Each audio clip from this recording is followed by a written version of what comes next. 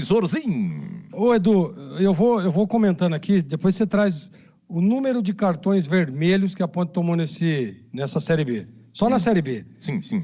Porque, assim, eu queria entender, né, o que passa na cabeça do atleta. Eu não estou aqui botando o Matheus Silva na cruz, não, né? Mas o cara ele tem que ter a responsabilidade do que aconteceu. Ele tem que assumir a responsabilidade, porque eu concordo 100% com o que o CH disse. Eu vou até encurtar o meu comentário, porque eu concordo 100% com o que disse o CH. Que o primeiro tempo a Ponte não jogou, né? Que faltou empenho, faltou dedicação, concentração. E isso faltou mesmo. Agora, o treinador vai para o vestiário. Você vê, o Roger disse isso com 2 minutos de jogo. Olha, a Ponte voltou melhor. Olha, a Ponte está diferente.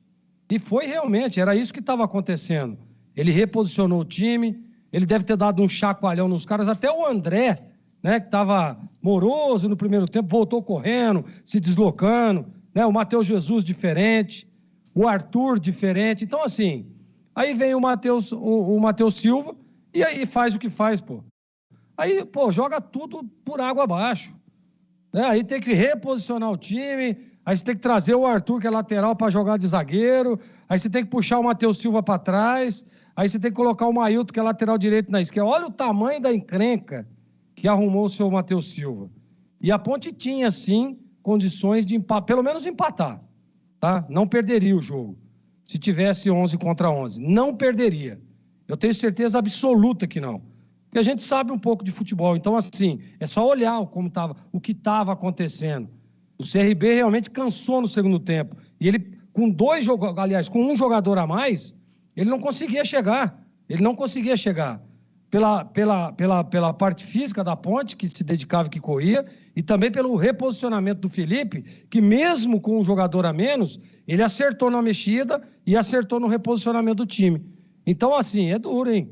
Aí, tudo bem, o torcedor tem direito de criticar, o torcedor tem direito de dizer que o Felipe é um mau treinador, tem direito de tudo, o torcedor. Agora, é só também tem que fazer uma análise fria, né? Pô, o cara vai fazer o quê, meu? O time volta melhor, o time volta bem, você vê a mão do treinador ali no time e acontece o que aconteceu. Então, assim, é difícil, viu, Edu? Você tem aí, Edu, os números? Tá aqui, Greger. Olha, a Ponte teve contra a Chapecoense, que tomou aquele empate nos acréscimos, foram expulsos o Nenê Santana, Matheus Jesus e o Gé, que foram expulsos quando terminou o jogo, eles brigaram. Então, Nenê Santana, Matheus Jesus e o Gé. Aí o Felipinho foi expulso contra o Londrina, estava 0-0, início do segundo tempo, Felipinho expulso, a Ponte depois perde de 3. 30 segundos. 30 segundos, segundo tempo, isso. E o Fábio Sanches foi expulso contra o Sport e contra o Avaí. E agora o Matheus Silva. Então, expulsões. 1, 2, 3, 4, 5, 6, 7 expulsões. 7 expulsões. Então aí fica complicado, pô. Pô, o futebol hoje ele é muito competitivo, muito disputado.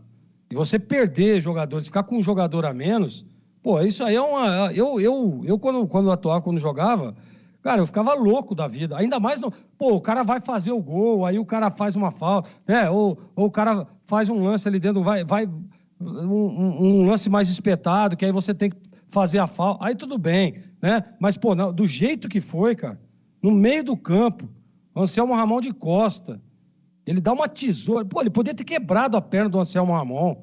Foi um ato indisciplinar e um ato antiprofissional, cara. Colocou a vida, a integridade física do companheiro dele de profissão em risco. Então, olha que absurdo. Então, para mim, Edu, é assim, ó, a Ponte realmente a gente tem que dizer que o primeiro tempo foi muito mal, que não jogou absolutamente nada, né, que mereceu sair perdendo.